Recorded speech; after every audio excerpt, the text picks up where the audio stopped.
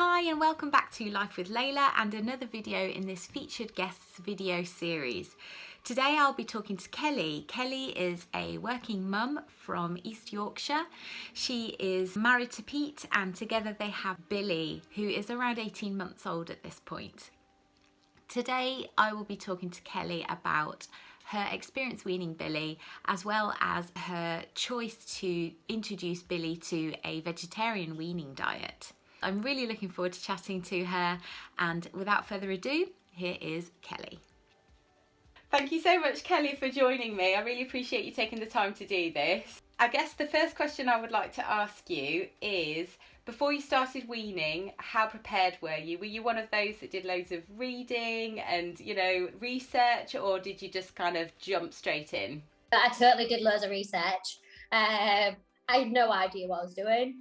I think for me, it was about trying to get my head around how I wanted to wean. So obviously there's so many different styles and I'd heard so many different things. And to be honest, a lot of people I knew did the puree method, which is absolutely great and absolutely fine. I felt watching Billie when she was younger, she grabbed a lot of things. So I wanted to understand the baby-led weaning method more. So I did read a lot. I read books from Weaning 15 by Joe Wicks, Little Veggie Eats, other ones, What Mummy Makes. So I read loads of things. A great nutritionist I follow is SR Nutrition on Instagram.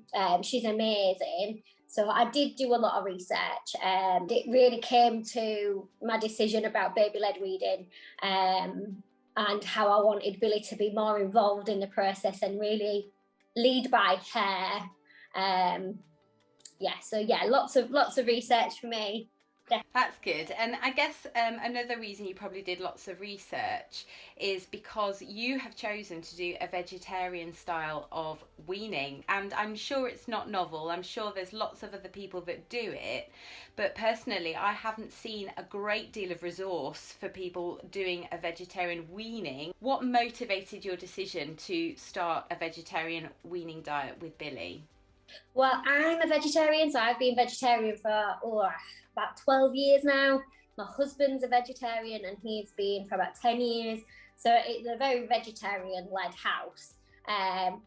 If I'm completely honest, if I had to make meat, I wouldn't have a clue how to do it. So that was one of the processes of thought. And it was a conversation we did have whilst I was pregnant, because for some people, they do say you're taking the choice away from your kid, which is, I understand, and she can make up her mind later what she wants to do.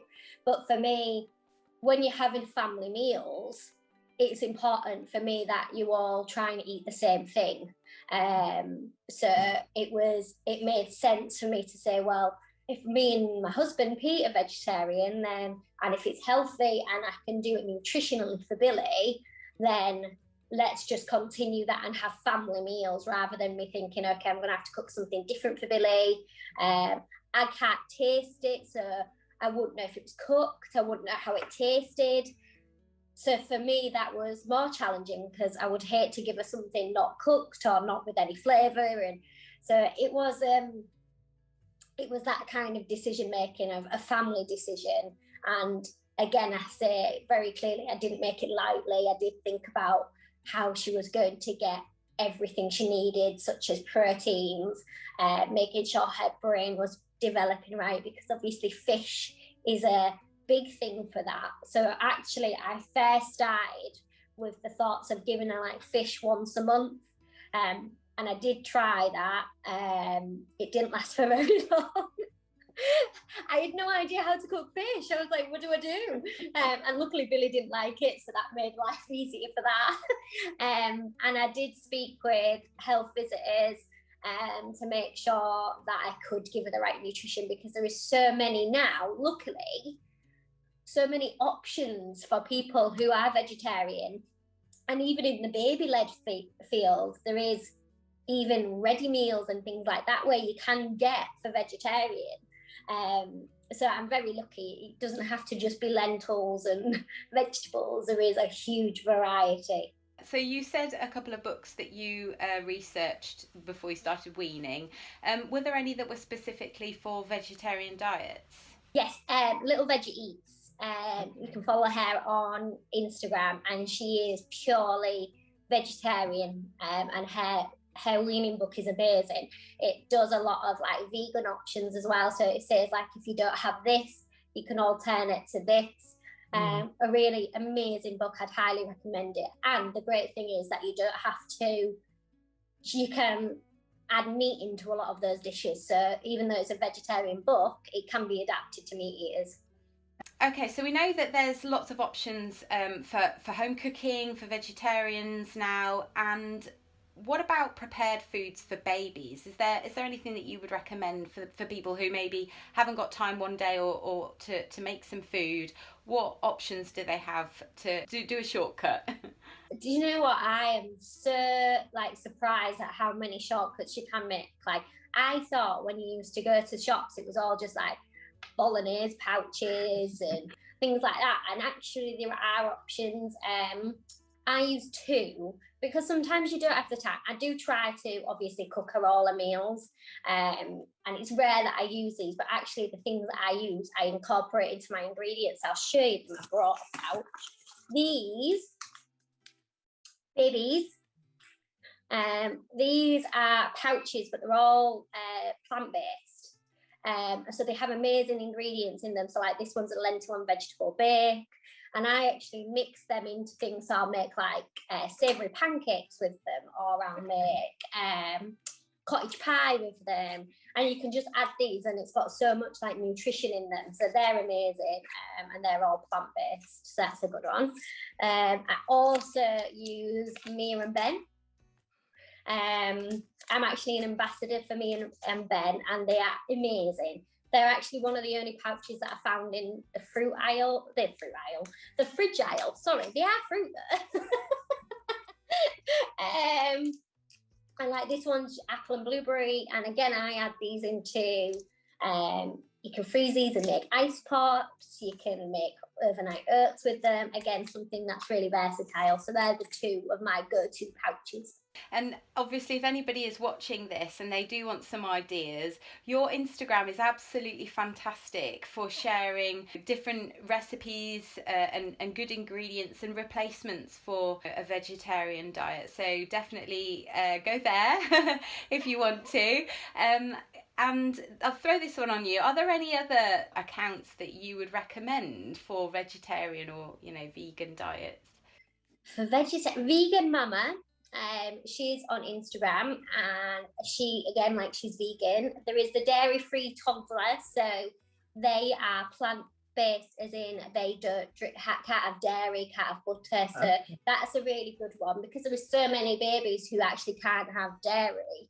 That one's a good one. Again, like I say, Little Veggie Eats. To be honest, there is so many accounts, and a lot of the accounts you follow, you can adapt. So yes, mine is a vegetarian account, but you can adapt all my meals. So I just think it's about having a community, a winning community, regardless of what you eat. You can all help and inspire people and support each other. So I think actually Instagram for me has been amazing in that way, because obviously lockdown, my whole Billie's first year and a half was in lockdown, so you don't meet other mums, you don't know if you're doing the right thing. But Instagram was somewhere where I was able to communicate, ask questions to people, and like I know I talk about Little Veggie Eats a lot, but she's like an author, and she would message me back, and I was like, oh my gosh, an author is messaging me back, this is amazing. But like that's how much it is, like you can just ask the questions and they will always try and message back. So I do think the weaning community on Instagram is amazing. Yeah, and probably extra supportive for people who are trying something that it's not new. I know it's not new, but there isn't as much information out there for so particular diet. I don't know any other vegetarian mums and vegetarian babies. No one in my circle are doing that. So then to actually be able to speak to somebody online and be like, oh, what else do you use for this? Have you got any suggestion? Like, it is good to have the other thing, like I keep saying how Instagram is amazing for the weaning community, it's actually amazing to find the products and to find small businesses. For me, I'm really passionate about helping and supporting the small businesses rather than the big chains.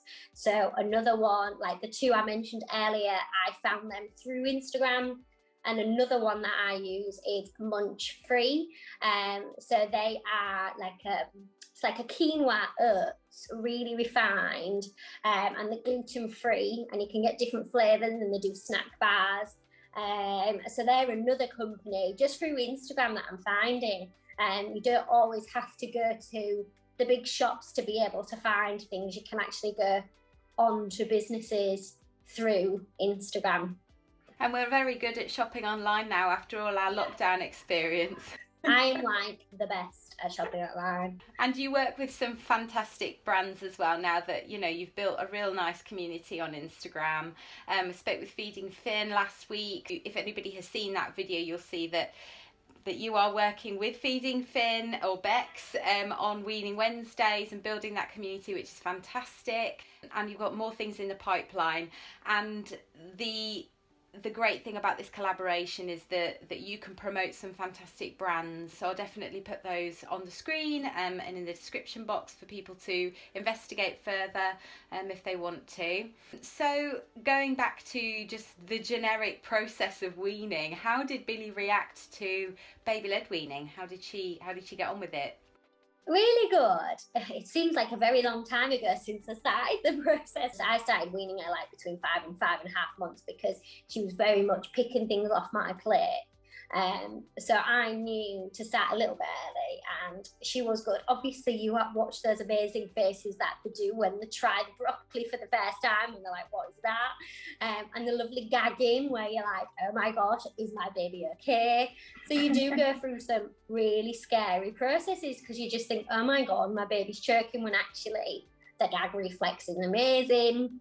And one meal she'll eat, then the next day she throws it on the floor. So it's just trial and error, but she did really well, and she's definitely an eater. She likes her food.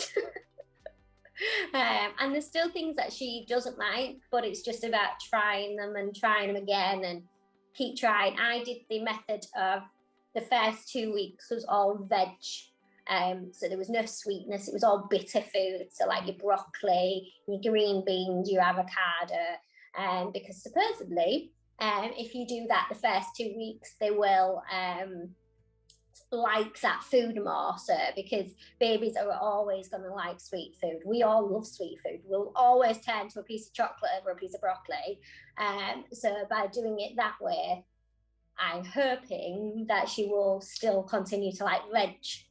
And yes, she does love a bit of chocolate. But that was the process that I went down. To be honest, I wouldn't look twice at a piece of veg if there was a big chocolate cake in front of me. So I completely understand. So what's the future for Billie? So she's 18 months now, and how's her diet going? How's her feeding going? Have there been any lumps and bumps along the way, or has she coasted through? She was coasting through, and then I think we're going through possibly the picky stage, which I think is common, which I've read and I've asked people. So some days I'll hear from the childminder and she'll be like, she hasn't really ate anything today. And I'm like, oh, okay.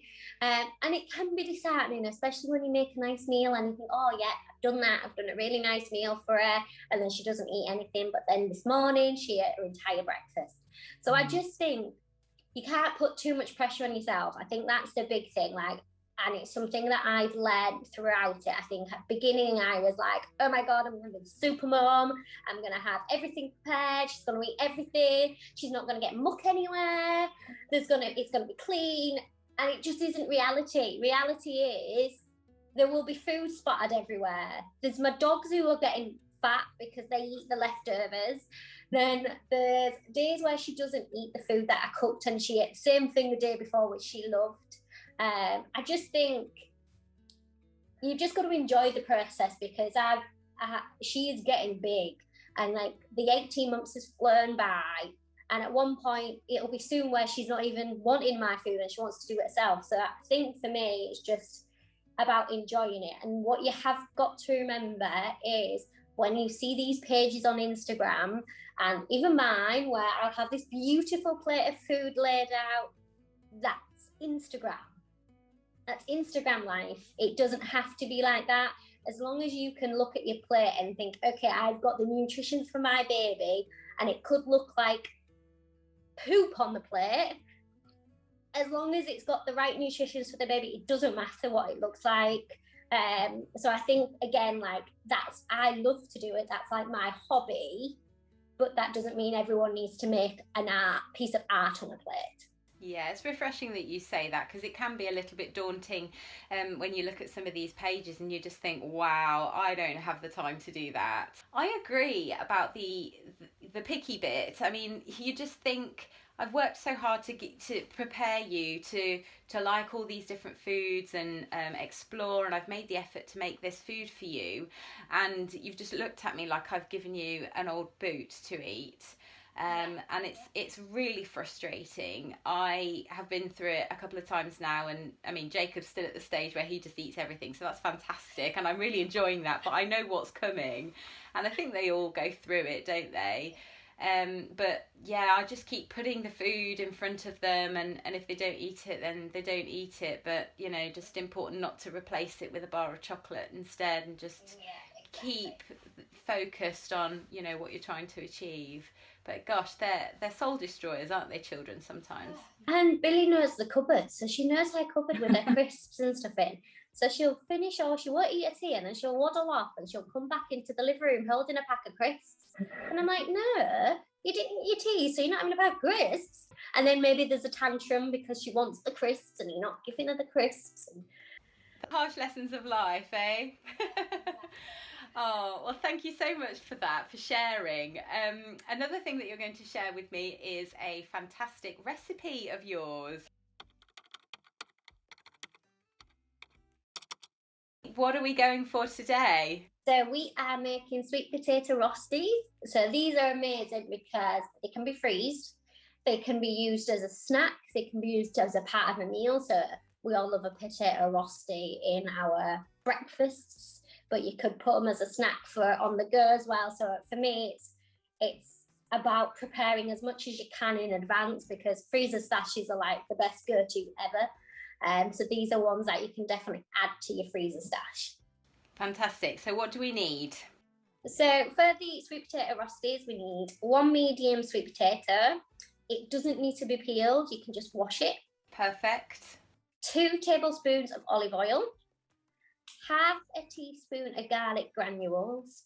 You can use a clove of garlic, but for me, crushing them and peeling them, grab a jar of granules, easy. 2 tablespoons of wholemeal flour, and 1 egg.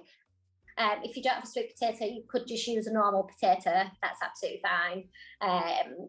So to make them is super easy. So all you need to do is grate the sweet potato. Once you've grated it, literally mix and combine all of that ingredients. Give it a good stir, it'll be quite sloppy. And then use a muffin tin and spoon the mixtures into your muffin tin, and put them in. So it's like, you've probably got about 1.5 centimetres in depth. Push them down so the potato is quite compressed.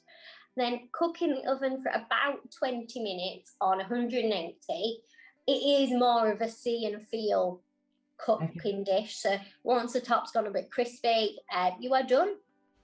Perfect. And what do you often serve those with? So I recently served it with like a breakfast. So I did like your baked beans, your low in salt ones, some vegetarian sausages. So she had like a little breakfast. But you could also have it with like an omelette. Or you could just have them on their own, just as like a snack on the go. Yeah, perfect. Thank you, Kelly. That's another one for the recipe box. Thank you so much for taking the time to talk to me. I've really enjoyed it, and it's been a real insight into the journey of a vegetarian weaning diet. So I hope that's helped some people. But if they need more information, they can just come and visit you at Instagram. Come and visit me, ask me questions. Thank you, Kelly. Thank you. Thank you. Bye. Thank you for watching. I hope you enjoyed that conversation. I really did enjoy talking to Kellie, and I learned a great deal about vegetarianism from a weaning perspective. If you would like to find out more information about Kellie or a bit more about the brands that she works with, then please do head over to her Instagram account. The details are in the description box. I wish her all the very best with Billie in the rest of her weaning journey. I want to say thank you so much for joining me on another featured guest video. And if you would like to see any more, then please do like and subscribe and hit that notification bell to see more content from me in the future. I look forward to seeing you again next time on Life with Layla. Bye.